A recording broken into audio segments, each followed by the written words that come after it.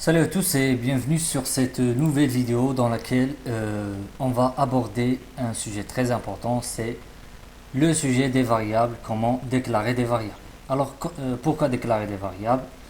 Eh bien, chaque programme bien sûr qu'on développe, à un moment donné, on a besoin de stocker des informations sur un objet, sur par exemple les coordonnées d'un point, des informations sur une personne, etc. Donc ça dépend du programme en fait. Donc comment stocker ces informations-là? On doit lui réserver de l'espace mémoire au niveau de la RAM. Comment on réserve de l'espace? Eh bien en déclarant des variables. Pour déclarer des variables, on utilise ce qu'on appelle des types de déclaration. Pour le langage C, les types de déclaration, il y en a deux grands types de déclaration. Il y a la déclaration des entiers pour les entiers, c'est-à-dire moins 1, 0, 1, etc. Et il y a la déclaration des flottants, ou bien les nombres décimaux. Donc il y a deux grands types en fait. Pour les types entiers, on trouve plusieurs types en fait pour déclarer des entiers. Le type le plus connu et le plus utilisé, c'est int, c'est-à-dire int. Voilà. Il y a int, il y a long, short et aussi char. Il y en a qui vont dire que char c'est un type caractère, mais en fait à l'origine c'est un type entier lui aussi. C'est un type entier lui aussi. Nous allons voir ça. Donc comment déclarer une variable? Il suffit d'écrire le type, suivi, bien sûr on va faire un espace, et puis donner un nom à cette variable là. Par exemple var1, point virgule. Voilà. Donc pour changer de type, etc. Donc il suffit de changer int par long, char, etc. Donc c'est la même chose en fait. En fait, pourquoi il y a plusieurs types d'entiers? Leur différence réside dans le nombre d'octets qu'ils occupent au niveau de la RAM. Bien sûr, plus le nombre d'octets augmente et plus l'intervalle des valeurs que peut prendre la variable est assez grand. Pour le type int, pour int, en fait, il est l'intermédiaire entre celui qui prend la plus petite valeur ou bien le plus petit nombre d'octets au niveau de la RAM, c'est char en fait, et le plus grand c'est long normalement. Pour connaître combien un type prend, combien d'octets un type prend au niveau de la RAM, on utilise la fonction sizeOf et on pose comme argument le type. Par exemple, sizeOfInt va donner, pour Windows, je crois, va donner 4. Mais pour Linux, elle va donner 2. Parce que int pour Linux, il est codé sur 2 octets. Donc ça dépend en fait de la plateforme sur laquelle vous développez. Voilà. Donc ici, on déclare une variable. Donc on a déclaré de la place mémoire au niveau de la RAM, mais l'information, elle n'est pas... C'est-à-dire, on n'a pas donné d'information ici. On a juste réservé de la place mémoire.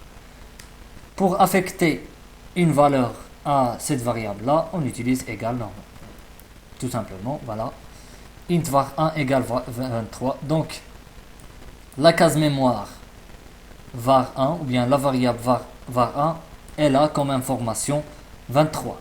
Bien sûr, puisque c'est int, on ne peut pas lui affecter des nombres décimaux, c'est-à-dire avec des virgules. C'est interdit.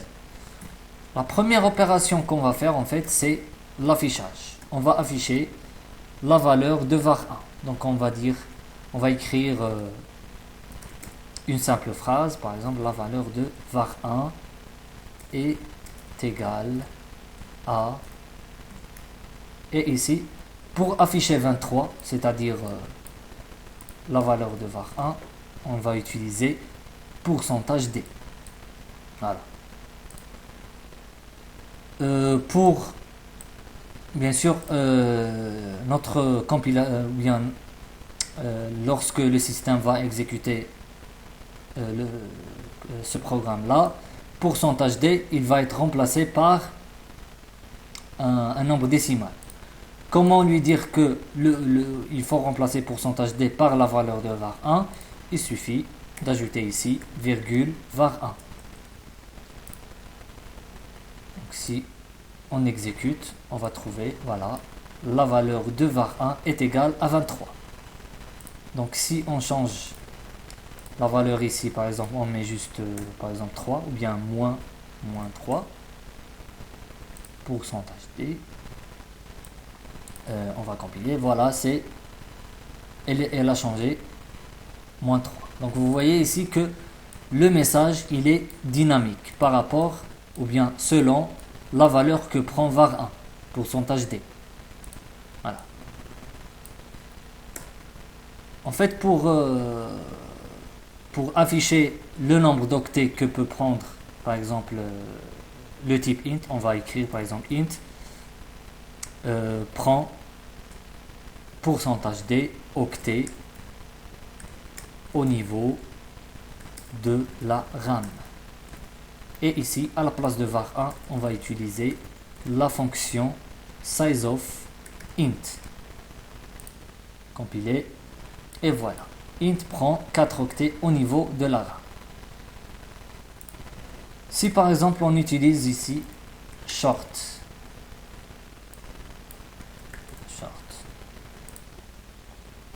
Voilà. Donc short, elle prend que 2. Char, elle prend juste 1, etc. Donc ça, c'est pour les entiers. Donc on va se contenter de l'affichage pour l'instant. Ça, c'est pour les entiers. Donc on les affiche avec pourcentage d. Donc maintenant, supposons qu'on va afficher, ou bien on va déclarer en fait les types décimaux. Donc pour les types décimaux, il y a un type principal, c'est float. C'est le type principal. Et il y a un autre type, c'est double. Pourquoi la seule différence entre float et double, c'est le nombre d'octets qu'ils peuvent occuper au niveau de la RAM. Float, il occupe 4 et double, il occupe 8. Vous pouvez bien sûr c'est-à-dire confirmer ce que je viens de dire en utilisant sizeOf. À la place de short, vous faites float ou double. Voilà.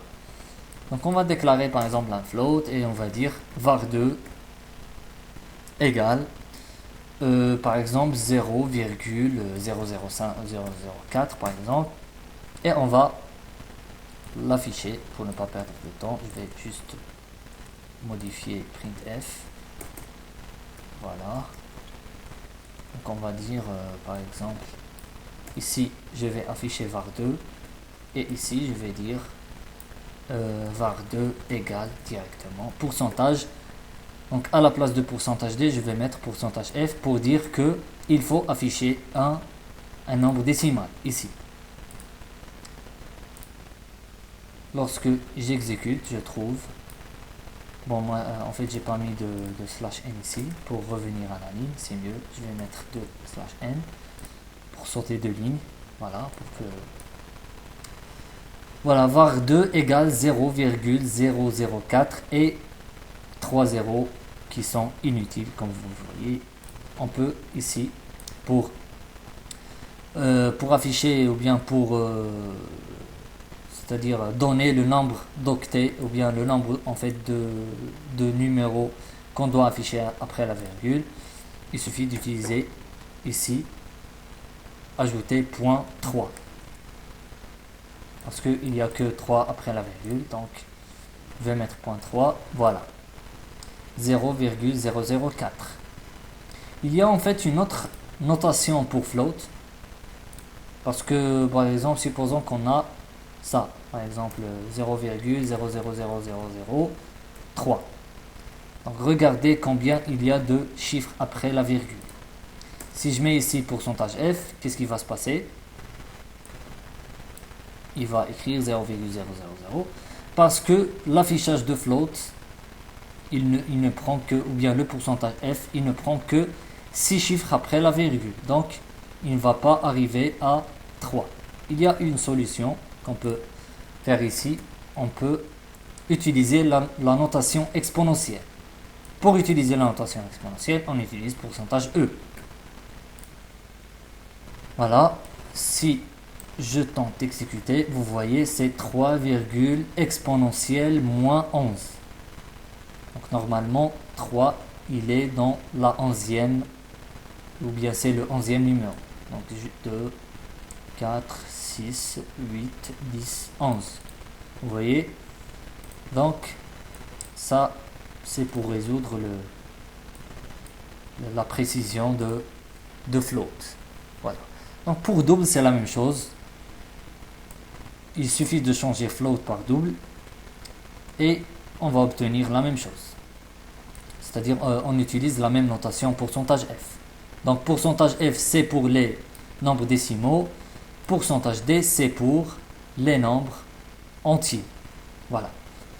En fait, pour nommer ces variables-là, pour donner un nom des variables, il faut suivre quelques règles. Il ne faut pas, par exemple, écrire des caractères spéciaux. Par exemple, dièse, var 1, etc. Si vous compilez, le compilateur va vous dire que vous dites n'importe quoi. Ici, c'est une erreur. Ou bien, commencer par un nombre. C'est la même chose. Le compilateur va vous dire que ce n'est pas correct. Voilà. Donc, on peut utiliser en fait le tiré du 8. On peut l'utiliser. On ne peut pas utiliser par exemple celui-là parce que il a bien sûr une autre signification, c'est le moins. Donc ça c'est l'analyseur qui fait tout ça. Donc lors de la déclaration, il suffit d'utiliser les alphabets suivis. Les nombres, on peut les utiliser au milieu ou bien à la fin. Et on peut utiliser aussi le fameux tiré du 8, comme vous le voyez. Voilà, donc c'est les deux types principaux. Ah, en fait, j'ai oublié d'ajouter char. Donc, je vais vite ajouter char. Donc, char var 3 égale. Et je vais mettre ici, par exemple, C. Et je vais l'afficher directement. Voilà. Donc, pour afficher un caractère, je mets ici pourcentage C. Donc, ici, c'est var 3. Si je vais mettre 2/n. Voilà. Donc, pour afficher un caractère, je mets pourcentage C. Pour affecter, je mets c'est-à-dire un alphabet entre deux apostrophes. Voilà. Si je tente ici de mettre pourcentage D, qu'est-ce qui va se passer? Eh bien, il va m'afficher 99. C'est pour cela que je vous ai dit que le type char est à l'origine, c'est un type entier. Qu'est-ce que c'est 89? 89, c'est le code ASCII de C. Si vous connaissez le code ASCII, vous devez savoir que le 89, ce n'est rien que le code ASCII de l'alphabet C. Si par exemple je mets A ici, je vais avoir 97. Je peux mettre par exemple, c'est-à-dire le contraire, parce que char c'est un entier, c'est un type entier, donc je peux lui affecter un entier, et ici je l'affiche, il me donne 97. Puis pourcentage C, il me donne le caractère qui a le code ASCII 97. Voilà.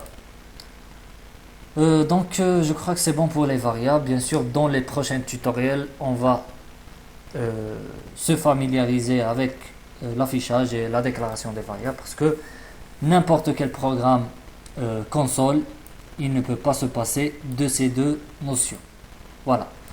Donc voilà, j'espère que vous avez bien compris ce que j'ai dit. Et on se voit à la prochaine vidéo. Voilà. Salut.